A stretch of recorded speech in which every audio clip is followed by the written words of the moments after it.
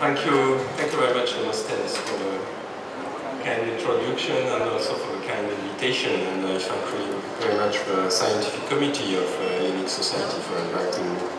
So, indeed, we are very interested now in our center in the genetics of IPF, but not only IPF, of course, it's also genetics of fibrotic diseases, and you will see that going from IPF to non-idiopathic pulmonary fibrosis, I think that genetics gives us very interesting information and help us very much to understand the disease.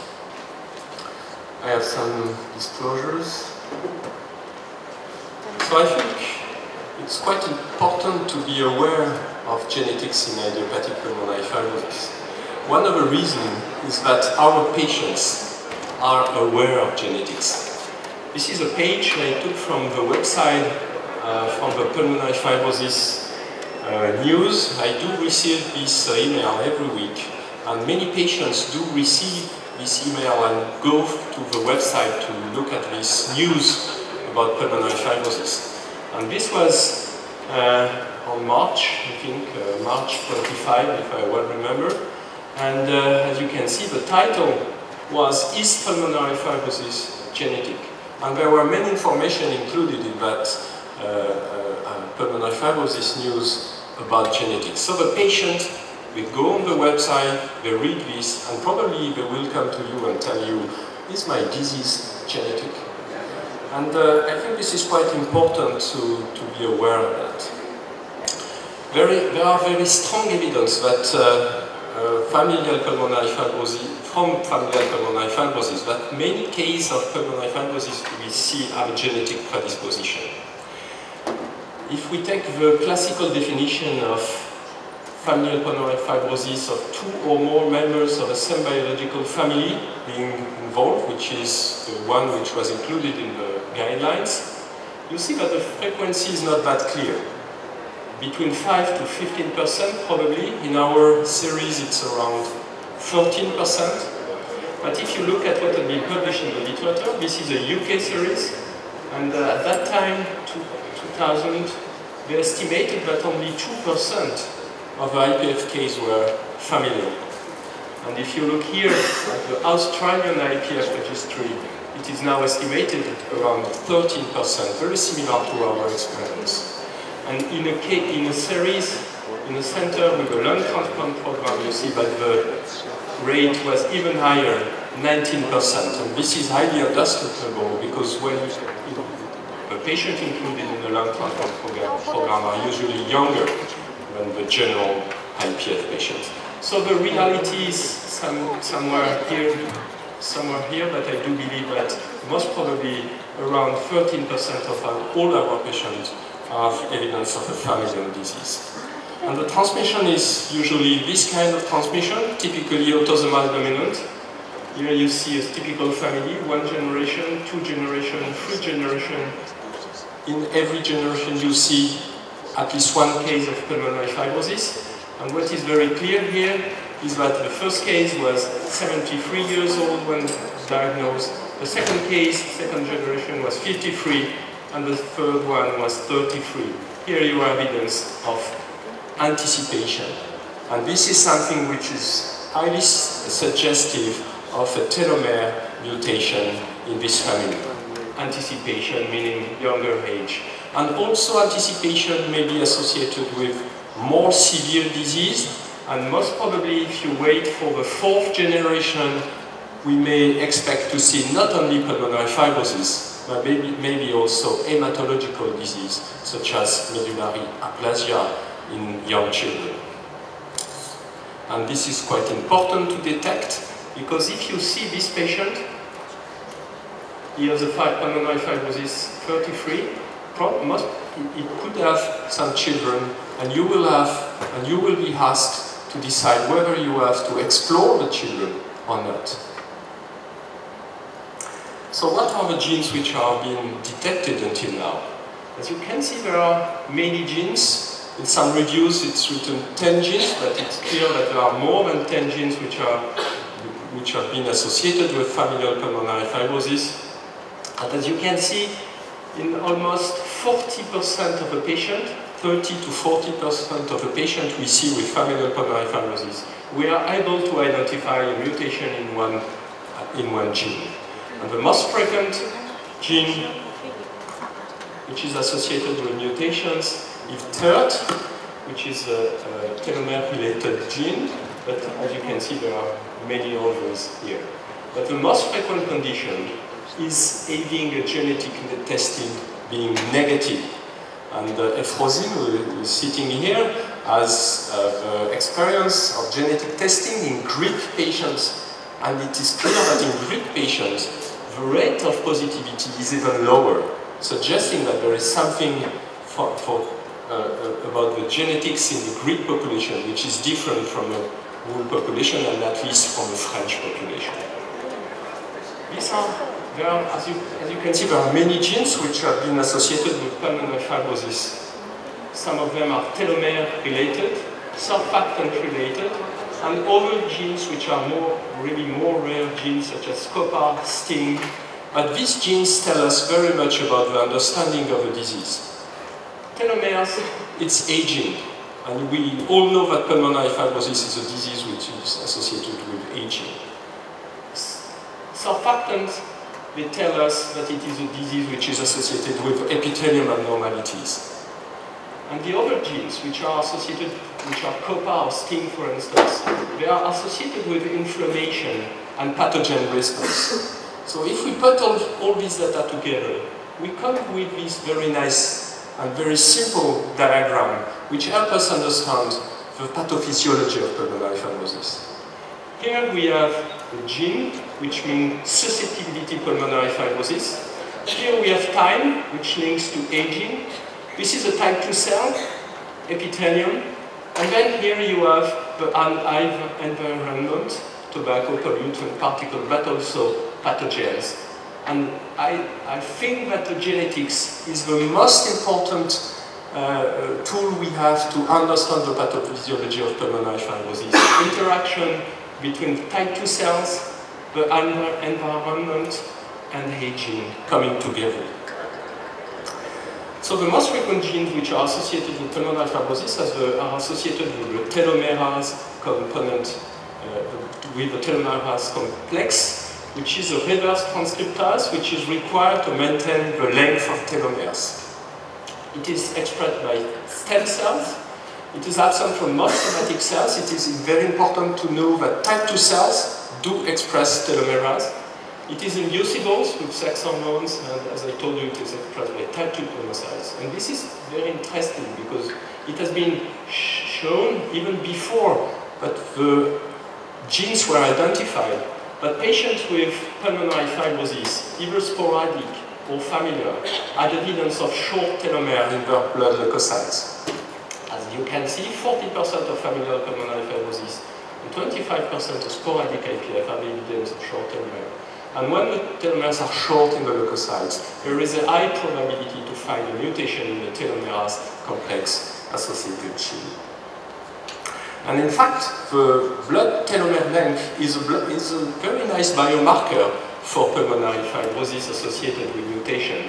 I took this picture from a Dutch study where they looked at the peripheral blood leukocytes and they measured telomere length. More than 500 subjects were studied. Here you have a subgroup of pulmonary fibrosis, familial pulmonary fibrosis, with a mutation of TERT gene. As you can see, this group has the shorter telomeres.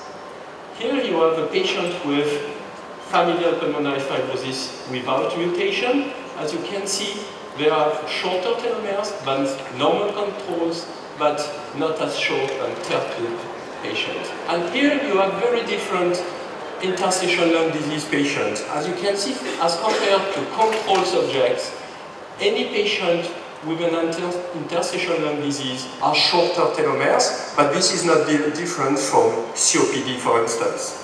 Having a disease is associated with shorter telomere, but the shortest are observed in patients with mutation in the telomere-related genes. So if you are a clinician, you want to know what is the phenotype which is associated with a mutation in this very frequent, most frequent mutation. And these are the clinical data from the French cohort. and the US cohort, which have been published, as you see, last year in the European Respiratory Journal. And what we see is heterogeneity.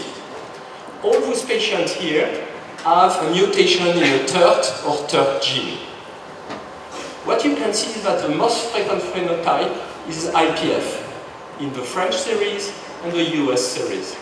But the second one is unclassifiable, which was observed in about 25% of cases in France and 20% of cases in the US series.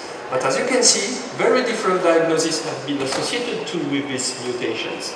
NSIP, HP, alveolar proteinosis, RA-ILD, drug-induced ILD for the French series, and again for the US series, HP, PPFE, which is quite important to understand, NSIP again, DIP, one case here, and connective tissue disease-associated ILD, very rare case but found both in the US and the French series. What does it mean? It means that what is important is familial pulmonary fibrosis. It's not familial IPF, heterogeneous phenotype. So we have to go outside from idiopathic and also look for secondary cases. And the heterogeneity is also evident when we look at the CT scan pattern. I choose one paper from the literature. As you can see, the UIP pattern is the most frequent, half of the patient, about half of the patient. But possible UIP pattern can also be observed, and inconsistent or even typically PPFE patterns have been also described in the literature. Again, telomerase mutations are commonly associated with extrapulmonary signs, which are put together under the general term of short telomere syndrome. It depends in the literature, it's quite heterogeneous, but this is usually used, short telomere syndrome. As pulmonologists, we have to look for that. What are the signs which we have to look for? We have to look for blood abnormalities, skin abnormalities, and liver abnormalities. First, look at the blood abnormalities. When you see a patient with a pulmonary fibrosis, you have to look at the blood test and look at whether there is macrocytosis and look at the platelet count. Is there any evidence of macrocytosis of thrombocytopenia? Of course, if there is evidence of myelodysplastic syndrome or even acute myeloid leukemia or lymphoma, this will link to a short telomere syndrome. The skin abnormalities are usually mild or even absent in the patient we do see as adult physicians. The typical dyskeratosis congenita tria, dystrophic nails, leukoplakia, and hypopigmented skin are either absent or very subtle. And as a pulmonologist, I usually don't see them, I need a dermatologist. But usually they are absent. The sign we will see as an adult physician is a premature hair drying before 30 years old. And I always ask my patient, what about your family or yourself? At what time did you get hair drying? And if it is before 30 years old, it's really very strongly linked to short telomere syndrome. And the third one is the liver cirrhosis, whatever the etiology, or increased liver enzymes are observed in this context. So when I see a patient with pulmonary fibrosis, idiopathic or not, I look for blood abnormalities, skin and hair abnormalities, and liver abnormalities. And if you look at the French series of patients with familial pulmonary fibrosis or suspected telomere gene mutation, those who had where we identified the mutation in the TERT gene as compared to those where this mutation were absent, indeed, they were slightly younger. They were also more prone to have blood abnormalities, such as macrocytosis or thrombocytopenia, almost 50% of those patients. And as you can see, liver abnormalities were also highly prevalent in this population, 1/4 of the patients. Skin abnormalities were also detected, again, not by myself, by dermatologists, and this is quite interesting to remember. But the heterogeneity can be more complex, and from the literature, and maybe from your own experience, you know that It has been associated with emphysema, with or without fibrosis. And when you see a case of familial emphysema, ask for genetic testing. Hepatopulmonary syndrome has been associated with this mutation and may explain hypoxemia in some of your patients. And recently, there has been a demonstration of an unusual prevalence of pulmonary arteriovenous malformation in patients bearing this abnormality. So again, hypoxemia in a patient with this mutation may be not only fibrosis, it could be pulmonary arteriovenous malformation. And look at this case we recently published in the ERJ. This is a woman with a diagnosis of pulmonary fibrosis, quite atypical, as you can see. It looks like it could be PPFE. And 6 months after diagnosis, while she was receiving no treatment, she comes in Bichat Hospital because she has increased breathlessness. As you can see, there is evidence of diffuse ground glass opacities superimposed on the previous lesion, and here and some kind of fever. And I don't know if you can imagine what was the diagnosis in this patient who was receiving no steroids, no immunosuppressant. She received BAL, and BAL gave the diagnosis of pneumocystis jirovecii infection.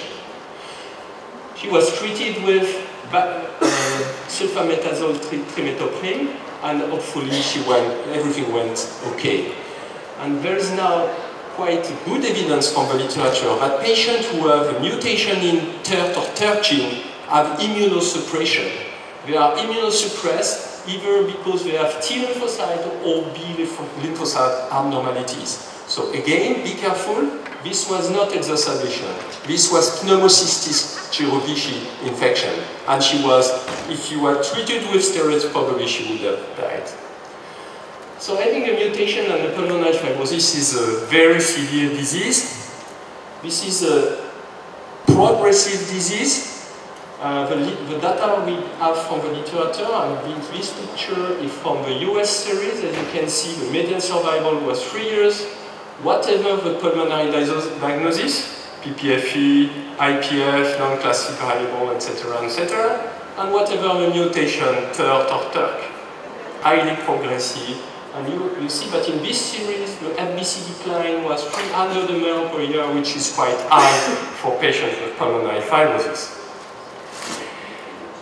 The mutation may have an impact on survival. For instance, in the French series, again, patients were suspected of a telomere gene mutation. In some of them we found the mutation, and in some of them we did not find the mutation. And as you can see, having found the mutation was associated with a worse prognosis. They were dying quicker than the patient who did not have the mutation. What about the treatment? And I was telling to Efrosine that this is about to be accepted. It is in revision right now, but I think it will be accepted in the ERJ if people think it's okay. This is a collaborative study with French, Spanish, and Greek patients, and thank you very much for those of you who contributed patients. We retrospectively assessed the effect of pirfenidone on FVC decline in patients with a TERT or TERT mutation in this context of pulmonary fibrosis, because the question is what kind of treatment for those patients. And retrospectively, it's not like a prospective study, of course, it is not placebo-controlled, it's retrospective, so it might be biased, but clearly what we saw is that the decline of FVC before and after initiation of pirfenidone was quite similar. So we were not able to demonstrate an effect of anti-fibrotic drug in this population of patients. Right now we are doing the same study with patients treated with nintedanib. We have almost 20 patients with data for 20 patients, and if you have patients, do not hesitate to get into contact with us or with Efrosine, because I think this will be a nice study again. What about how to treat these patients? You probably saw this paper 1 year ago from the US, where they treated 27 patients with TERT or TERT mutation with a hematological disease. But most of them did have pulmonary fibrosis associated with a hematological disease, and they treated them with a synthetic androgen molecule, which is danazol. They showed that danazol was indeed increasing the telomere length, proof of concept, biological proof of efficacy. And when they stopped danazol, the length of telomere was shortened. And they showed that the patients who were receiving danazol, they seemed to stabilize their lung function as compared to before being treated. Small group, no uncontrolled of course, but again, a proof of concept, new drugs targeting telomeres may be useful in this subpopulation. Anyway, it is right now it is very important to detect this mutation, because if we go, as you understood that these patients are younger than the usual IPF patient, they go for lung transplantation very often, and now we set up in France a very specific regulation and protocol for those patients who are mutated before going to lung transplants. And with this protocol, we exclude them when they have severe thrombocytopenia or myelodysplasia or cytogenetic abnormalities, and we observe an improvement of survival as compared to the old series. So this might be useful. And again, it has been recently shown, and this is a US study showing that when patients who are going to lung transplantation, maybe it's useful to measure the telomere length, because the patients with a short telomere below the 10th percentile do worse as compared to those who have preserved telomere length. So again, we come back to our French series of patients with suspected monogenic lung fibrosis. As you can see, 150 of them had a history of familial ILD. And we were able to find a mutation in about 18% of those patients, only 18. Some of them had extrapulmonary signs, skin, blood, liver. If we looked at them, we found a mutation in 21%, but when there was evidence of extrapulmonary signs plus familial ILD, we found a mutation in 1/3 of them. So the rate was increased. Again, some of them had familial extrapulmonary sign, not personal, familial. You see here very low rate of mutation if there is only this, but if you have familial ILD plus personal and familial extrapulmonary signs, you see that the probability of finding the mutation is quite high, 85% in this population. So there are some phenotypes which can help us to detect the mutations. Again, the mutations are usually found in patients who are quite young, about 40 to 50. Before 40, it's usually not a patient with telomere mutation that you will find. You will find surfactant mutation. And when it comes very late, you see that the probability getting a mutation when the patient is 80 is very low, even if there is a familial story. So genetic diagnosis now, why? It is very important, I think, to offer genetic diagnosis. It allows you to offer screening to family members. And this is quite important. You will detect new cases. You will tell them, be careful, don't smoke, don't drink alcohol. You may detect and treat early lung disease. And you may detect and prevent associated disorders from the liver, for instance, or blood abnormalities, of course. Maybe in the future, this will allow us to give specific treatment to the patient with screened, and maybe specific immunosuppressants in case of lung transplantation. So we should, I think, screen. We should get a genetic diagnosis. At this time, we are offering a genetic diagnosis to patients with familial fibrosis, of course, even it is non-idiopathic, in patients who have evidence of telomeropathy, in every patient below where the diagnosis is done before 50, and we offer it also before lung transplantation. With genes, clear, telomerase components first, surfactants second, or first when the patient is less than 50 years old. Clearly, this must be done in reference laboratories because analysis of the results is very difficult and interpreting the results is very difficult. And we set up now something which is very specific, and I think this is the future. We set up a specialized multidisciplinary discussion meeting, which, and this meeting is every month. for every suspected genetic forms of ILD, and we put together respiratory physicians, of course, geneticists, radiologists, pediatricians, this is very important, hematologists, rheumatologists, and pathologists. And we discuss any case of patient with a genetic form of ILD. These patients are very rare, and the last meeting we had patients from Belgium, from Spain, from Germany, and from all over France, because I think there is a need for this kind of very specialized discussion. And we'll finish with this. There is now evidence that sporadic IPF may share a lot of genetic predisposition genes with familial pulmonary fibrosis. I will not go into detail, but this has been recently published in a series of patients who were all going for lung transplantation in the US in a single center, and they found a mutation in TERT, RTL1, PARN in about 10% of the population as compared to almost zero in control population. And what was very interesting is that when we studied the population of rheumatoid arthritis ILD, sporadic array ILD, and I thank you very much to the Greek physicians who contributed patients, we found again the same genes which are observed in sporadic IPF or in familial pulmonary fibrosis are also mutated in a significant number of patients with array ILD case, suggesting that the genetic susceptibility to pulmonary fibrosis is not only for idiopathic, but clearly it could be also very important for some kind of lung disease associated with connective tissue disease. So I will conclude here. In my practice, and I understand also from your practice, genetics are now used daily in the clinics for ILD. Idiopathic or not idiopathic, fibrotic or not fibrotic, and this gives you and gives me and gives us new responsibilities.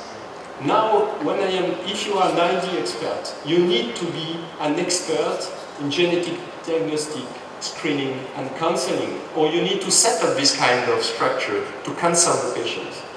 And this will, I'm quite sure in the future, offer new avenues for tailoring treatment to patients. Thank you very much.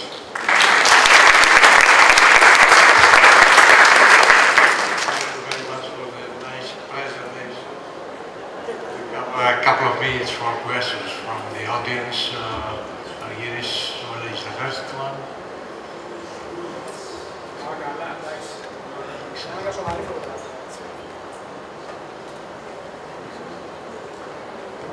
Bruno, thank you very much for your excellent presentation as always. I have two questions. One question is related to your cohort. If you have try to correlate any of your rare or your common variants with specific metabolic profiles that these patients exhibit, because we have found there's abundant epidemiological evidence that these patients, maybe it's because of aging, maybe it's because of disease progression, but did you identify any correlation with metabolic profiles in these patients? My second question is regarding the counseling of these patients. So the American College of Human Genetics, they have recently coined out terms regarding related to the pathogenicity of the variants. And they have coined out terms as pathogenic, likely pathogenic, benign, likely benign, and variants of unclassified significance. So do you believe that if we identify with whole exome sequencing of these patients, if we identify a VUS, variant of unrelated significance, do you think we're going to put the patient or its relatives into a purgatory? So first, do we have evidence for specific metabolic profile in these patients? I must tell you, this is a collaborative network with a few cases in many different centers. Of course, some centers are more patients, but so no. And I think it will be very difficult to set up. This should be prospectively evaluated. So at this time, we don't have this kind of evidence. Second, about the variant. this is why this genetic testing must be done by geneticists with huge expertise. And because we never give a patient a result where we say there is some kind of uncertainty. This has to be discussed before. And for instance, Caroline Cannon-Gisser, who is our geneticist, she works hours and hours, and all the geneticists, they do that before writing on a sheet of paper that this is associated with probably pathogenic and so on and so on. And I think we don't have to tell a patient, I don't know, this might be or this might not. This is not our job. We have to do it before. But then, if we decide that it is probably pathogenic or certainly pathogenic, then we collectively decide to tell this to the patient, and then we should go for screening and so on and so on. There are some variants which are highly discussed in the literature. And for one of these, which is highly discussed in the literature, there is really a real controversy to determine whether it is pathogenic or not. And in this case, we keep this uncertainty for us. We say we did not find a highly pathogenic or probably pathogenic, and we wait for more scientific evidence. And if in the next years comes more evidence that some class 3 variants which are uncertain, there is more evidence that yes, it is now pathogenic, then we will modify and come back to the patients. We have to be very careful because you cannot say a patient, yes, we found 23 variants, we don't know how it is. You cannot sleep anymore. These patients, they do have children, they have family, they have brothers and so on. Our responsibility is quite high in that field. So, yeah, we have to manage our uncertainty. Caroline, she receives phone calls from all over France because it's very easy now to do an exome. If you have 500 euros, you do your own exomes. But then, analyzing and interpreting the results is a nightmare. We need reference labs with expertise. This is very important. Other questions? So, how far we can go? Can you predict the future in genetics in pulmonary fibrosis?